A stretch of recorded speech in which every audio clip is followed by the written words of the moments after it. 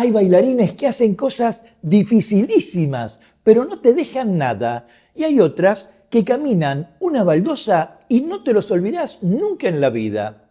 Por eso, este video.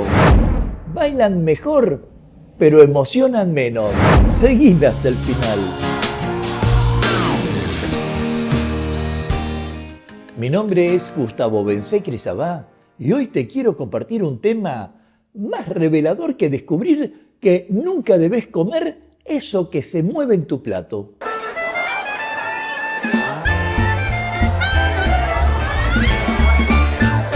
Y me estoy refiriendo a bailan mejor, pero emocionan menos. A por qué hay bailarines que parecen hacer magia con muy poco y otros que hacen muchísimo, pero no logran tocarte por dentro. Algo que todos hemos vivido y que si no lo viviste, te va a pasar. Porque muchas veces vemos en la pista como una exhibición, todo lleno de figuras complejas, movimientos veloces, combinaciones difíciles, y cuando termina pensamos, ¡qué impresionante! Pero pocas horas después ya no nos acordamos qué se hizo, mientras otras veces vemos una pareja que apenas camina, que parece no estar haciendo nada extraordinario y sin embargo nos deja una sensación que permanece durante días. Allí es cuando uno se pregunta, ¿qué es lo que ocurre? ¿Por qué pasa eso? ¿Por qué algunas personas logran emocionarnos y otras no? Yo dividiría a la gente en dos grupos, los que tienen corazón y los que no tienen corazón. O todos tienen corazón. Y la primera respuesta que se me ocurre es que la emoción no depende de la cantidad de cosas que hacemos, depende de la calidad de lo que transmitimos. Y esto no vale solamente para el tango. ¿Cuántas veces te pasó que en una conversación te encontraste con esas personas que hablan durante una hora y no te dicen absolutamente nada? ¿Y cuántas veces te encontraste con esa otra persona que te dice una sola frase y te deja pensando toda la semana? La diferencia no está en la cantidad, la diferencia está en la profundidad. Y es exactamente lo mismo que sucede en el tango. Muchos bailarines creen que la emoción aparece cuando aumenta la dificultad y agregan figuras, agregan velocidad, complejidad, recursos. Y está bien, todo es válido si está hecho con respeto, pero la emoción no siempre viaja por ese camino, porque la emoción necesita otra cosa, necesita verdad, presencia, intención. Y cuando una pareja está verdaderamente conectada, incluso el movimiento más pequeño puede adquirir una enorme potencia expresiva, como observar el mar. Una ola de 30 metros impresiona, pero una superficie completamente quieta también puede conmovernos. Todo depende de cómo la percibimos. Digo, la emoción aparece cuando sentimos que algo real está ocurriendo delante de nosotros, no cuando alguien intenta convencernos de que algo real está ocurriendo. Y esa diferencia es gigantesca. ¿Y esto que se está diciendo es real? La verdad es que muchas veces los bailarines se concentran tanto en ejecutar correctamente que olvidan experimentar lo que están haciendo. Se preocupan por recordar la secuencia, por mantener la estructura, por no equivocarse y terminan convirtiéndose en administradores de movimientos. Pero el espectador no conecta con movimientos, conecta con experiencias, con estados, conecta con emociones. Claro que esto no significa que la técnica no importe. Quienes me conocen saben que soy partidario de estudiar mucha técnica. Sin dejar la emoción de lado, la técnica es fundamental. Pero la técnica es el vehículo, no es el destino. Sería como tener un micrófono extraordinario sin tener nada interesante para decir, o tener una cámara de cine espectacular para filmar una pared durante 2 horas. Quiero decir, la herramienta puede ser maravillosa, pero la herramienta sola no alcanza. Hay quienes tienen un instrumento maravilloso para comunicar y lo utilizan para transmitir absolutamente nada. Y lo cierto es que las personas suelen recordar cómo las hiciste sentir, mucho más que el pasito que hiciste.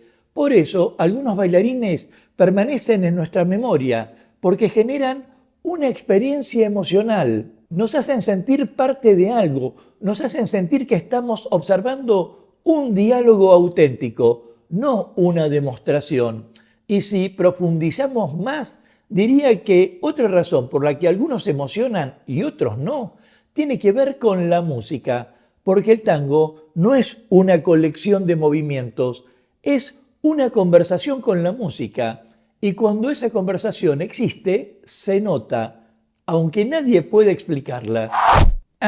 Yo puedo explicar mi conversación con la música. Ella dice, camina suave, y yo le digo, tostada con palta.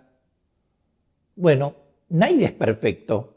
Hay bailarines que parecen correr delante de la música, otros parecen perseguirla desesperadamente y otros que parecen caminar dentro de ella, como si formaran parte de la misma substancia, algo que cuando sucede muestra algo muy poderoso, la coherencia, como que todo parece inevitable, todo parece natural y todo empieza a tener sentido. Y el espectador percibe esa armonía, aunque no tenga conocimientos técnicos, porque la emoción no necesita traducción. La emoción se reconoce, la sentimos, la intuimos, la respiramos. A menudo una simple pausa bien colocada puede tener más fuerza que 10 movimientos espectaculares. Y si no, vean un video del maestro Carlos Gavito, porque la pausa permite que aparezca el significado, como en una conversación importante. No se trata solamente de las palabras, sino también de silencios, esos silencios que le dan tono, sabor y profundidad al baile mismo. Silencios que revelan la emoción y que demuestran que no todo debe estar lleno, ni debe ser espectacular o brillante, porque la emoción suele vivir en lugares mucho más sutiles.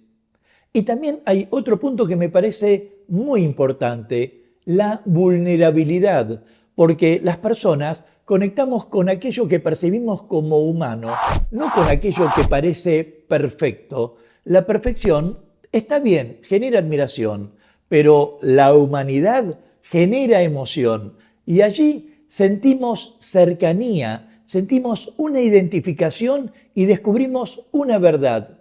Y aquí agrego un elemento más que es la intención, porque dos bailarines pueden hacer exactamente el mismo movimiento, exactamente el mismo, y producir efectos completamente distintos, simplemente porque la intención no es la misma, porque la intención transforma todo. Por eso, los bailarines más memorables no necesariamente son los más complejos, sino los más auténticos, los que parecen estar viviendo algo en lugar de simplemente ejecutarlo. Y eso nos lleva a una reflexión muy importante. Tal vez el verdadero desafío del tango no sea aprender más figuras, tal vez sea aprender a estar más presentes, aprender que las cosas más profundas suelen ser sorprendentemente simples. Si a propósito querés aportar a este espacio, déjame tu comentario y de paso forma parte de la comunidad Tango Milonga suscribiéndote ya a este canal y activando la campanita de notificaciones para enterarte rápidamente de cuándo aparecerá el próximo video de clases, cultura o actualidad de tango argentino. Sea como fuere, si bien algunos se emocionan y otros no, en el universo milonguero todos estamos buscando algo parecido. Sentir que durante unos minutos dejamos de ejecutar pasos para empezar a vivir experiencias. Sentir que el abrazo se convierte en un lugar donde la música toma forma y que no estamos simplemente bailando, sino compartiendo algo que no puede medirse ni explicarse del todo. Buscando lo que transforma una tanda como un recuerdo inolvidable, porque de lo que estamos hablando es de la diferencia entre hacer cosas y sentir cosas, entre impresionar y conmover, entre ser observado y ser recordado. Y quizás allí encontremos una de las grandes enseñanzas del tango, que las huellas más profundas no las dejan quienes ocupan más espacio, sino quienes logran darle significado al espacio que ocupan. Ni dejan huellas quienes acumulan momentos o recursos, sino quienes desarrollan la sensibilidad necesaria para reconocer que, en un mundo obsesionado con llamar la atención, lo más extraordinario sigue siendo aquello que logra tocar el corazón de otro ser humano. Porque al final nunca recordamos todo lo que vimos, pero sí aquello que nos transformó. Nos vemos en breve mientras paso a paso pasa la cultura.